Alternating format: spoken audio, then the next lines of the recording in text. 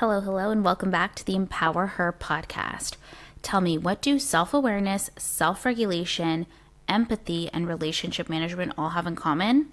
Emotional intelligence. Okay, today we're going to talk about emotional intelligence because it is absolutely the key to not only successful relationships, success at work, happiness, love, joy, and pretty much any other positive feeling that there is out there. And a lot of people confuse emotional intelligence with being an empath.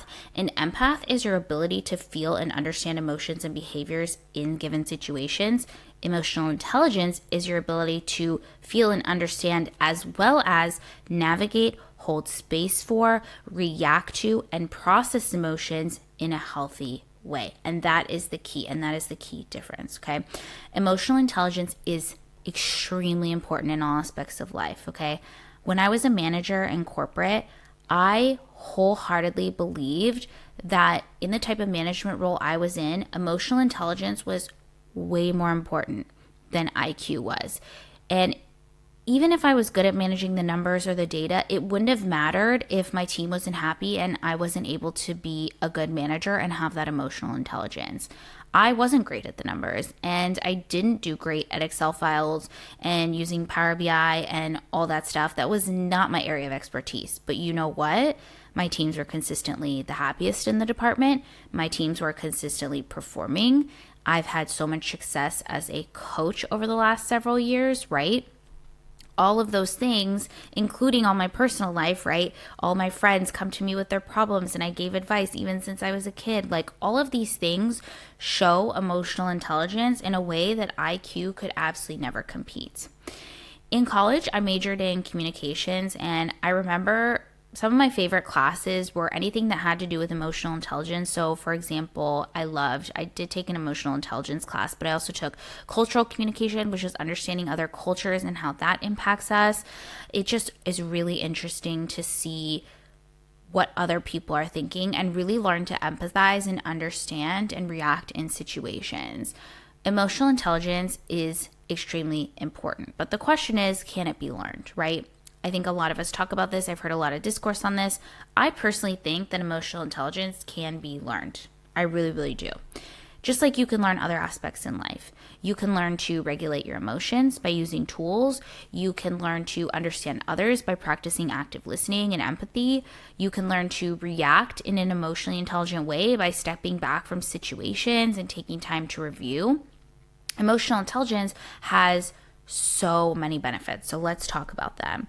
Not only will you be able to understand your own emotions, because that's not the only aspect of emotional intelligence, but you'll also be able to regulate your emotions, which is so important. When you see someone who can't regulate their emotions and has outbursts, that's not high emotional intelligence. I can think of a few people, especially in the media. You'll begin to better understand other people's emotions. You will actually reduce your own stress and anxiety by being able to regulate your feelings and emotions, right? Because if you can regulate yourself, you're not going to feel stressed and anxious because you'll be able to regulate yourself in various situations. Because of this, you'll also be able to make better decisions, right? We've talked about this a lot. If you have a regulated nervous system, if you feel calm, then you will be able to make better decisions. Because if your nervous system is out of whack, you will not be able to make proper decisions in a clear and logical way. You just won't. Another positive thing of emotional intelligence is you'll be able to increase your resilience in different and challenging situations. So again, reacting better to tough situations or triggering situations. You'll be able to grow emotionally as a human, be able to better connect with other people. You'll be more open to new perspectives because you're going to have that emotional intelligence. You will be kinder and more gentle with yourself and others around you. You'll feel more in control. You'll set better boundaries, have better relationships.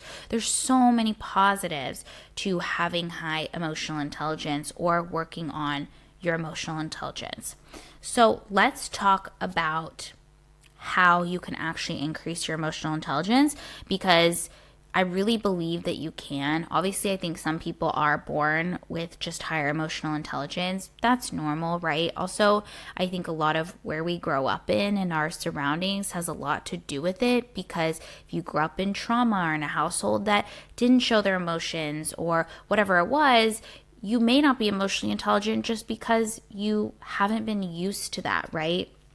I see a lot of my neurodivergent clients we talk a lot about how to regulate your emotions. That's really emotional intelligence is what we're talking about at the end of the day, so that they can feel better, they can react to situations better, and they can just have a better grasp on everything that's happening. So what are the ways in which you can actually increase your emotional intelligence? So the first thing is turning inward. I think turning inward is so important. This is something that over the last several years I've made such a priority in my life, is turning inward. I was someone that was really conscious of what was happening around me, what people said about me, what other people wanted to do, what other people liked. And I really learned, for me, it happened in 2020. I've talked a lot about sort of my low point that I had. And I really learned to turn inward, and I started meditating and doing visualizations and just sitting with my feelings. A lot of times we don't sit with our feelings. And this was my problem, is I would push my feelings down by waking up early, going to work, and then always having something to do outside of work. I pretty much, the only times I was home alone was if I was sleeping, getting ready, eating maybe, and that was pretty much it. I never liked to be home alone. I was always with friends, going on dates, a million dates, or if I had a boyfriend, trying to spend time with them, going to the gym. I never wanted to be alone. And now I look back on it and understand it was because I didn't feel comfortable sitting with my feelings.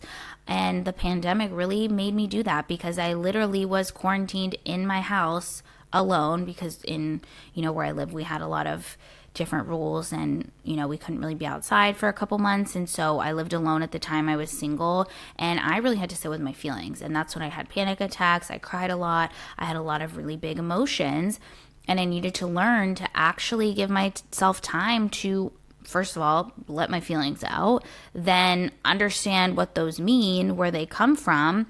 And I didn't hold back. And it was hard, because people who were my best friends at the time, they didn't know what to do with me. And, it wasn't like that bad. It was just more than what people were used to from me. And they didn't know what to do with me because they weren't used to seeing me share my emotions, right?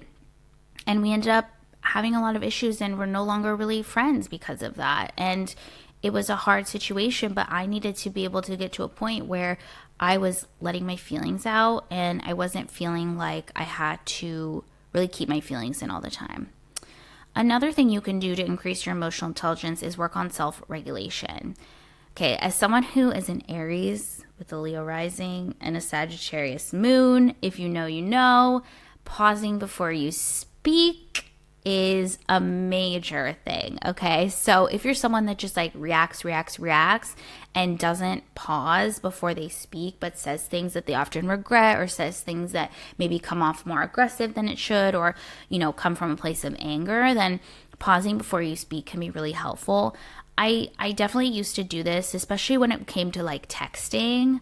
I would react so quickly to something. And then now I just had a situation where I was having a conversation with a friend, and they did something I didn't love. And I took, they sent me this long message, this voice message, and I listened to it twice. I thought about it for, an hour or two, and then I responded. And I was able to craft a response that was calm, that was meaningful, that shared my thoughts and feelings in a constructive way.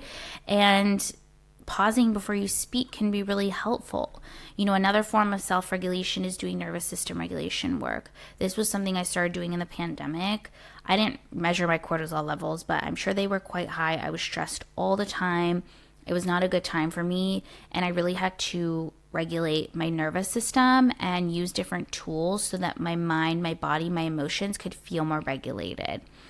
And, besides this with self-regulation, what's really, really important is making sure that your life holistically looks good. So we're talking about sleeping well, eating well, doing those things. Like for me personally, if I don't get 8 hours of sleep, if I don't eat 3 meals a day with 30 grams of protein, if I'm not drinking enough water, I will be so annoyed. I will feel so bad. I'll feel so annoyed. I'll get snappy.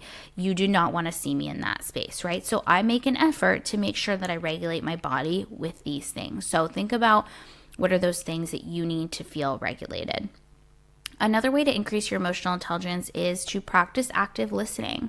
So a lot of times when we are in conversations, and this has been studied, is we listen to react rather than to actually hear what the other person is saying. So oftentimes when someone's speaking, in our head, we're constantly thinking, okay, how am I going to respond? What am I going to respond?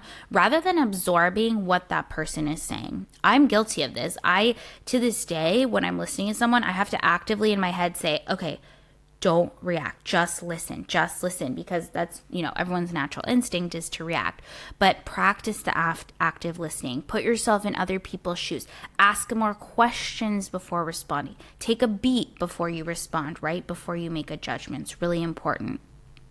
The next thing you can do to increase your emotional intelligence is to modify the way you talk and speak and the way you think. So reframing your thoughts, right? So if you hear a negative thought or you hear a judgmental thought, then reframe it in your head or say it again or pause before you say it, right? Speak with I statements. Come from a place of I feel this way or I am this way rather than you did this to me, right? Speaking in that way shows high emotional intelligence, right? And you're really coming from a place of what you feel rather than blaming someone else. Communicate your boundaries. Boundaries are really important for emotional intelligence. If you have high emotional intelligence, you're probably really good at setting boundaries. Boundaries are so important. As someone who had a really hard time in my life setting boundaries, I now realize that setting boundaries actually shows more love. It shows more empathy. It shows more compassion because I'm thinking of myself, but also others, how we can come in a situation that's going to be best for all of us. And also acknowledging people's efforts and dedications when we're talking about modifying the way you speak is think about positive things. How can you encourage someone? How can you lift someone up? So thinking about how you can make someone's life better rather than add judgment or any negativity. The next thing you can do to increase emotional intelligence is to develop emotional resilience, okay? So a good way to reframe this is think about why a situation is happening for you, not to you. For you, not to you, right?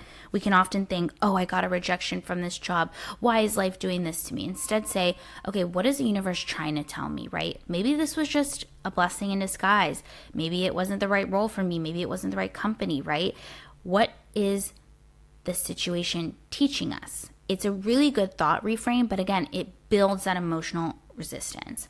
And this is something that you should practice in your everyday life. So all of these things that I mentioned as tools on how to increase your emotional intelligence, even if you just do it for 5 minutes a day, you're going to greatly increase your emotional intelligence and your ability to regulate your emotions, think about your emotions, process your emotions, understand other people's emotions. It's going to be very, very positive for you in that way. And if you do this, you will see a change in every aspect of your life. I absolutely guarantee it. As someone who went through this, you will absolutely do this, okay? You'll feel lighter, you'll feel happier, you'll have better relationships with people, life will be more enjoyable, you'll just feel better about it overall, not to mention that you are going to perform better in every aspect of your life, whether it's work, relationships, or really any aspect. You're just going to be happier at the end of the day, and isn't that what we all want, right? Well, I hope you like this episode. I love talking about this topic. Emotional intelligence is such an interesting topic and something I think is just relevant for really everyone. If you love this episode, please leave a 5-star review. It really helps boost the podcast, and I greatly appreciate it. I hope you all have an amazing week, and I'll catch you in the next episode.